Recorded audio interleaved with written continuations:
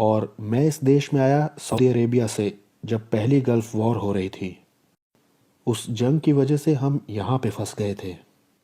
और जब मैं यहाँ आया तो मैं एक बहुत बहुत धार्मिक सुन्नी मुस्लिम बन करके आया था। और मैं ये नहीं कहना चाहूँगा कि मैं औसत दर्जे का मुसलमान था, मैं बहुत कट्टर था। और मैं इस तरह का शख्स था जो कभी भी जा कर के तालिबान ज्वाइन कर सकता था या अलकायदा या आईएसआईएस।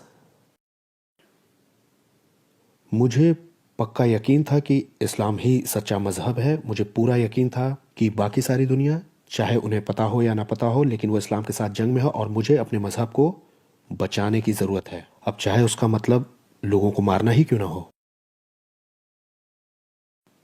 और जब मैं इस देश में फंस गया, पहले पता नहीं था ज़्यादा क्या करना है। मैं यूनाइटेड स्टेट्स को ज़्यादा पसंद भी नहीं करता था क्योंकि मैं सोचता था कि ये बुत परस्त है, बिन खुदा का देश है। और ये बड़ा इंटरेस्टिंग है कि ये खुद को क्रिश्चियन नेशन कहते हैं, जबकि ये हिंसा के, मूवीज़ के, म्यूज़िक के, पोर्नोग्राफी के, जंग के पूरी दुनिया में सबसे बड़े एक्सपोर्टर हैं। और ये सब मैंने लाद दिया था मसीहत के ऊपर और मसीहत की आज़ादी के ऊपर। अब मैंने सोचा जब यहाँ रहना ही है और यहाँ फंस गया हूँ, अब चाहे जितना भी ये लंबा हो, अब मैं कुछ अच्छा कर सकता हूँ। उस वक्त तक मैंने असलियत में बात किसी से नहीं की थी। यहाँ मिडवेस्ट में कोई इल्म नहीं था कि क्या मुसलमान थे, क्या इस्लाम था। मैंने सोचा मैं कुछ कर सकता हूँ, मुझे मालूम है मुसलमान क्या होता है, मैं हूँ मुस्लिम, मैं सिखा सकता हूँ लोगों को। मैंने सोचा मैं एक मुस्लिम कम्युनिटी इस्टेब्लिश करूँगा यहाँ मिडवेस्ट में, जैसे कि मुस्लिम मिशनरी, और मैं अमेरिकन को इस्लाम सिखाऊंगा और हो सकता है उनमें से कुछ सच को देख पाएँ और मुसलमान बन जाएं। और ये मैंने 5 साल किया है। थोड़ी बहुत सक्सेस भी मिली और कई लोगों को देखा जो अलग अलग पेशे से आए थे। कुछ ऐसे भी थे जो दावा करते थे कि हम क्रिश्चियन बैकग्राउंड से हैं, वो सब छोड़ के वो मुस्लिम बन गए यहाँ यूएस में। और 5 साल बाद मैं मिला, वो जो खूबसूरत औरत यहाँ है वो मेरी पत्नी बनी। और भले ही वो क्रिश्चियन बैकग्राउंड से थी, लेकिन वो भी बहुत सारे उन क्रिश्चियन जैसी थी जिनसे मैं मिला था। ये भी ज़्यादा चर्च वगैरह नहीं गई थी, ज़्यादा बाइबल नहीं पढ़ी हुई थी। वो क्रिश्चियन बस कल्चर से थी या बाय बर्थ थी बस।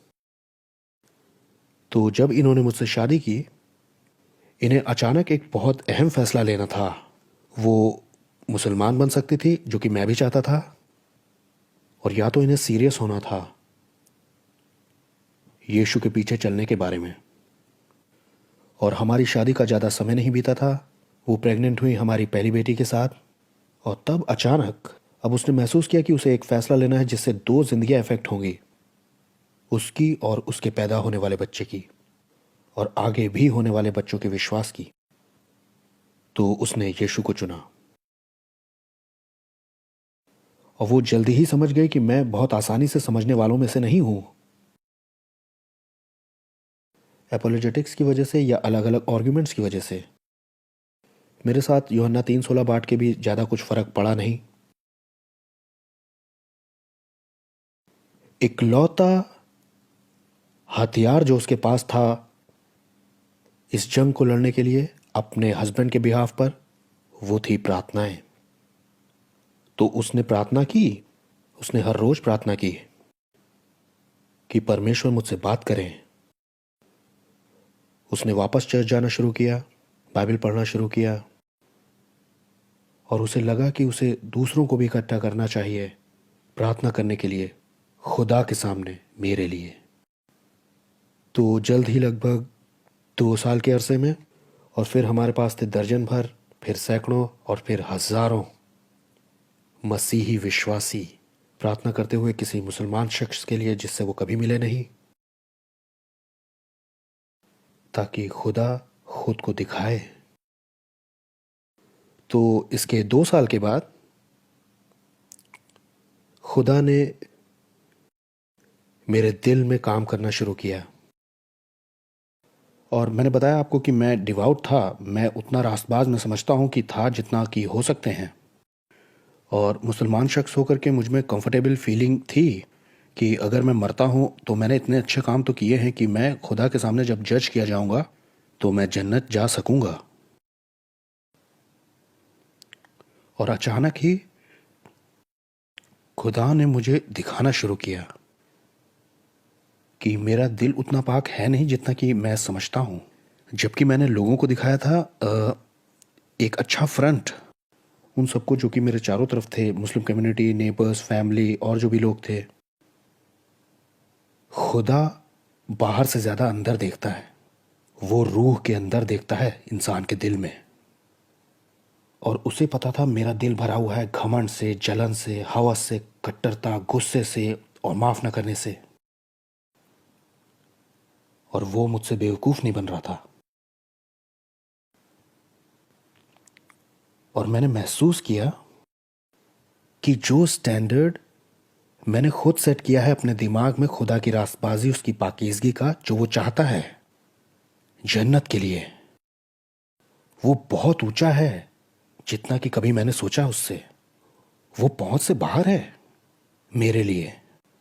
और मैंने सोचा कि कैसे दूसरे लोग इससे लड़ते हैं, मतलब दूसरे मुसलमान, कि वो भी स्ट्रगल करते हो इससे, कि महसूस करते हो कि वो लायक नहीं हैं, उतने अच्छे नहीं हैं, उतने पाक नहीं हैं खुदा के लिए।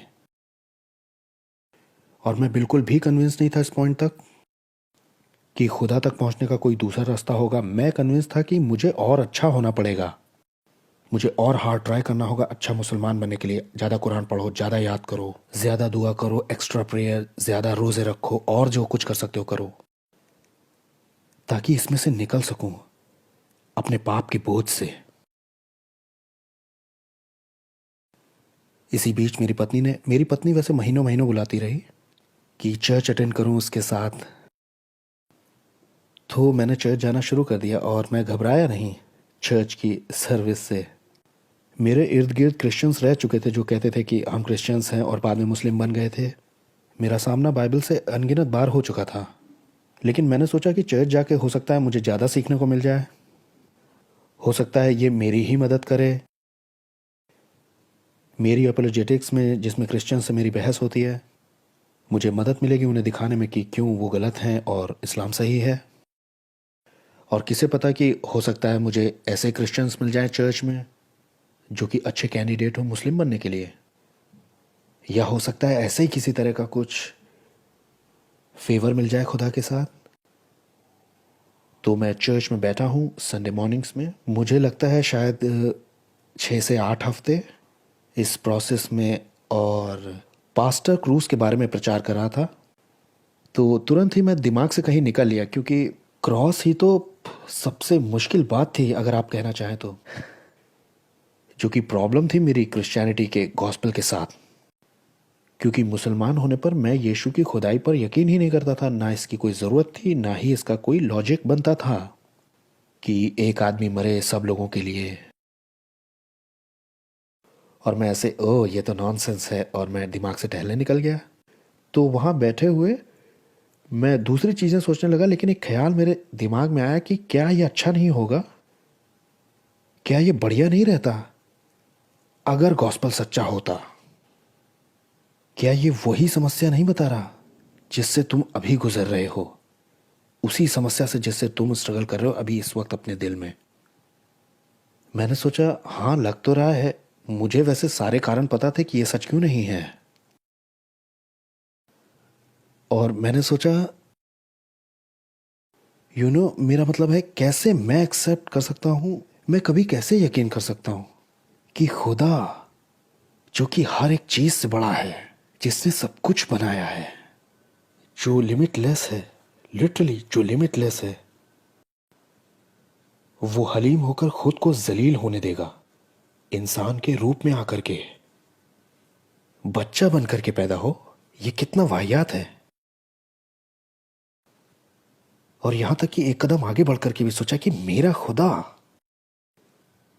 जो कि इतना पाक है, जिसका जलाल हमारी पहुंच से बहुत ऊपर है, वो इजाजत देगा कि उसका मजाक उड़ाया जाए, उस पे थूका जाए, बेरहमी से टॉर्चर किया जाए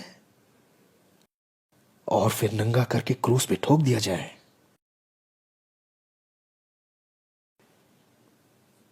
नहीं, मैं नहीं कर सकता। मैं ये विश्वास नहीं कर सकता कि खुदा, मेरा खुदा।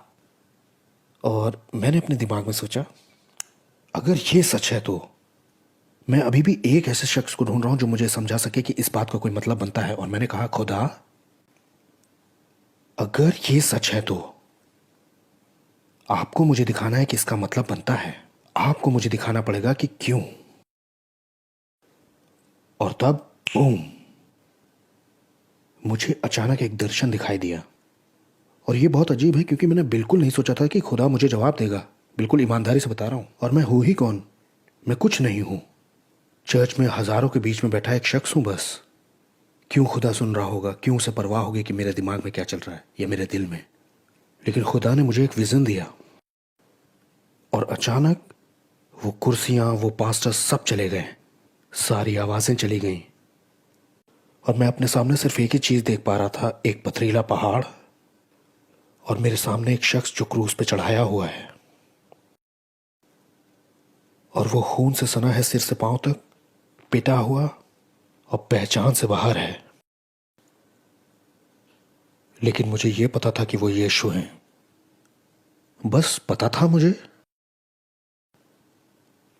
और जैसे ही मैंने उसे देखा क्रूस पे तड़पते हुए, और जैसे ही मैंने उसकी आंखों में देखा, मैं जान गया कि मैं जिसकी आंखों में देख रहा हूं वो किसी साधारण इंसान से तो बहुत बढ़कर है। मैं देख रहा था किसी बादशाह की आंखों में, राजाओं के राजा की। और वही था वहां जिस चीज का मैं यकीन नहीं कर पाया था, ठीक वही मेरी आंखों के सामने चल गया था। और अगर अगर इतना बुरा भी काफी नहीं था, तब मैंने ये अंधकार भी देखा। ये एक तरह से सब कुछ पे छाया हुआ था। इसमें एक मूवमेंट थी, ये जमा हो रहा था। और मुझे ये पता था कि ये मेरे गुनाह हैं, मेरे वो गुनाह जिन पे मैं जीत नहीं पा रहा था, जिनसे मैं छूट नहीं पा रहा था, वो थे वहां। हर दूसरे व्यक्ति के गुनाहों के साथ जितने इस धरती पर हुए हैं, शुरुआत से लेकर अंत तक, उनके पाप इकट्ठे होकर यीशु के ऊपर उतर रहे थे और उसने उनकी आखिरी बूंद तक ले लिया, उसका पूरा। और जैसे ही वो मरे, जैसे ही उन्होंने जीत के चिल्लाया कि पूरा हुआ, वो पूरा हो गया। वो गुनाह चले गए। वो ऐसे चले गए जैसे अचानक रोशनी हो गई, अचानक जैसे हवा में फिर से सांस ले सकते हैं। और मैंने एक आवाज सुनी मेरे ऊपर से ये कहते हुए, ये वजह है क्यों, क्योंकि यही इकलौता रास्ता था, एकमात्र तरीका कि तुम्हारा और मेरा एक रिश्ता हो सके। और इस लायक सिर्फ मैं ही था कि यह दाम चुकाया जा सके। और तब बूम, विजन चला गया। मैं वापस चर्च में, मैं चकरा गया कि क्या हुआ, क्यों अभी भी लोग यहां हैं, क्योंकि मुझे लगा था कि मैं घंटों से गायब हूं और मैं सचमुच में था। और पास्टर वैसे ही सभा को खत्म कर रहे थे जैसे कि वो करते हैं हर एक संडे को। इतना तो मैं रुक ही चुका था कि मैं एक आइडिया लगा सकूं कि ये रूटीन है। और वो सभा में सबको पूछते कि सर को झुकाएं अपने प्रार्थना में, और वो सबको इनवाइट करते कि जो चाहे, जो अपनी जिंदगी देना चाहता हो खुदा को, यीशु को, माफी पाने के लिए या छूटने के लिए, बस सिंपली ये प्रार्थना करो। और वो हर हफ्ते ही ऐसा करते थे और मैं इसका मजाक हर हफ्ते उड़ाता था। मैं सोचता कि ये कितना सिली है, क्योंकि मुसलमान होने पर मैं 5 बार दिन में खुदा के सामने सिजदा करता हूं उसकी इबादत में। और क्रिश्चियन सोचते हैं कि वो एक दिन चर्च में बैठकर एक मैजिक प्रेयर करेंगे और सब बढ़िया हो जाएगा। मतलब क्या बकवास है। लेकिन उस संडे को वो जो मैंने देखा था, उसे देखने के बाद मेरा सिर झुका हुआ था, मेरे मुंह से ये शब्द निकल रहे थे, जीसस, आप मालिक हैं, आप वो बचाने वाले हैं, मुझे माफ करिए, मुझे बचाइए। और लिटरली ऐसा लगा कि मेरे ऊपर आग उतर गई। प्रेजेंस और पावर ऑफ गॉड ने मुझे पूरा भर दिया और मुझे मालूम नहीं था कि ये क्या हो रहा है, और मेरा दिमाग दौड़ रहा था। नो नो नो, तुम्हें ये वापस लेना होगा, तुम ये नहीं कर सकते। तुम मुसलमान हो, तुम मुसलमान पैदा हुए हो, तुम चेंज नहीं करते हो, तुम इकलौता सच्चा मजहब छोड़ते नहीं हो, तुम मुड़ते नहीं हो अपनी तहजीब से, अपने विरासत से, अपने खानदान से। तुम लोग ऐसा नहीं करते, ये सोच से बाहर है। मेरा दिमाग तो ये सब कह रहा था, लेकिन मेरा दिल कह रहा था हाँ, वाह, सुकून ऐसा महसूस होता है, खुदा की हुजूरी ऐसी महसूस होती है, वाह। और जैसे ही मैं खड़ा हुआ और चर्च से बाहर निकला, मैंने महसूस किया कि मैं पहले जैसा फिर कभी नहीं रहा। जैसे कि मुझे जिंदा किया गया है दोबारा मेरी रूह में, और मैं पहले मरा हुआ था। और मुझे लगा ये बढ़िया रहेगा कि आज जब ये बातें चल रही हैं तो मुझे आपसे शेयर करना चाहिए। आप लोग बात कर रहे थे इफिसियों चैप्टर 6, क्योंकि ये पूरी दुनिया ही अंडर अटैक है हमारे बैरी के द्वारा। और ऐसा नहीं है कि वो सिर्फ क्रिश्चियंस के पीछे पड़ा है, वो सबके ही पीछे पड़ा है। आप पीछे जाके देखिए मेरी पैदाइश की जगह में क्या हो रहा है, इराक में, सीरिया में, अफगानिस्तान में, वो जो सारी क्रूरता और सारी हत्याएं हैं। आपको क्या लगता है इसके पीछे का सोर्स सिर्फ इंसानी दिल है? उस दुश्मन ने सारी दुनिया पे ही काम किया है, मौत फैला के। आपको पता ही है यीशु ने कहा दुश्मन आता है चोरी करने, नाश करने और घात करने, और यही वो हमेशा करता है। और हर कोई इस प्लेनेट पर उस जंग को उसके साथ लड़ रहा है, भले उसे वो पता हो या ना हो। लेकिन जो हमारे पास है वो है यीशु। पौलुस ने कहा है मसीह को पहन लो, लेकिन मुझे पसंद है कि जब उसने समझाया और आगे बढ़ के इफिशियंस 6 में कि परमेश्वर के सारे हथियार पहन लो, और उसने पूरे इफिशियंस लेटर में इसके बारे में बात की है, इस बारे में कि जो कुछ हमारे पास है वो मसीह के लिए, मसीह में और मसीह के द्वारा ही है। इफिशियंस 1 में एक खूबसूरत लिस्ट है जो कुछ हमें मिला है। हमारे स्पिरिचुअल ब्लेसिंग्स में हम कितने अमीर हैं, हमारी जायदाद जो मसीह यीशु में है वो लिटरली हमारी पहचान है। और फिर इफिसियों 2 में कैसे हम मसीह के साथ हेवनलीज में बिठाए गए हैं, और इसलिए नहीं कि हम किसी लायक थे अपने आप में, बल्कि हमें यीशु ने बताया कि हमें लायक बनाया गया है यीशु में, कि हम उसके संग बैठ सके, उसकी संगति में, उसके टेबल पे। कितना अजीब है ना ये, हम अपने दिल को सीधा करके खुदा की हुजूरी में जा सकते अपने बादशाह के साथ। और फिर इफिसियों 4 में दिया है कि हमें चलना कैसे है मसीह के साथ। हम उसके साथ बैठे हुए हैं और खड़े होकर उसके साथ चल रहे हैं, वो हमारे साथ चल रहा है और एक जिंदगी जी रहा है, वो छू रहा है लोगों को हमारे द्वारा। यही एक मिरेकल चमत्कार है। और फाइनली हम आते हैं 6 में, और अब जब हम ये सब समझ चुके हैं, हम तब पहनते हैं वो आर्मर, और हम यीशु को पहनते हैं, क्योंकि यीशु ही हमारी रास्तबाजी है। मुझे लगा था, मैंने मुसलमान होने पर कोशिश की थी धर्मी बनने की, मैं कर नहीं पाया, लेकिन यीशु कर सकते हैं। यीशु कर सकते हैं, उसकी धार्मिकता पर्याप्त है और वो हमारी बन जाती है। दूसरा कुरिन्थियों में पौलुस ने कहा है वो जो पाप को जानता भी नहीं था वो पाप बन गया, ताकि हम भाइयों और बहनों धार्मिकता बन सके खुदा की, और हम इसे झिलम की तरह पहन लेते अपने दिल पर, ताकि हम दुश्मन से बच सकें। हमारे पास यीशु है, यीशु ने कहा कि वही सच है, और वो हमारी बेल्ट है जो कि हमें पकड़े रहती है, उसका सच हमें पकड़े रहता है, और हम चलते हैं इस शांति के सुसमाचार के साथ। वो है शांति का राजकुमार। गॉस्पेल बस ये है कि हम ऐलान कर रहे हैं उसके पैगाम का, उसके मिशन का, इस दुनिया को बचाने के लिए उसके चर्च के द्वारा, क्योंकि जो उसने किया है वो हमारा हेलमेट ऑफ सैल्वेशन है। यीशु हमारी नजात है। दुनिया का हर दूसरा मजहब बताता है कि तुम्हें ये करना है, तुम्हें ये करना है, तुम्हें ये करना पड़ेगा, तुम्हें ये कोशिश करनी है, तुम्हें वो बनना पड़ेगा। और यीशु कहते हैं ये रहा, ये रही तुम्हारी नजात, ये तुम्हारा इटर्नल सैल्वेशन, ये मैंने किया है। यीशु कहते हैं ये मैंने किया है और ये मैं तुम्हें देता हूं एज अ गिफ्ट। क्या तुम इसे लोगे? यहां तक कि विश्वास की ये ढाल भी, आपको मालूम है हम बचे हैं अनुग्रह से, विश्वास के द्वारा। और पौलुस आगे कहता है, आई थिंक इफिसियों 2 में, कि ये भी आपका अपना नहीं है, ये परमेश्वर का तोहफा है आपको। इवन ये जो विश्वास की ढाल है, ये गिफ्ट ऑफ गॉड है। ये भी आपको अपनी मैन्युफैक्चर नहीं करना है विश्वास की। मैं तो विश्वास करने की कोशिश कर रहा हूँ, वो देता है विश्वास अगर हम मांगे तो।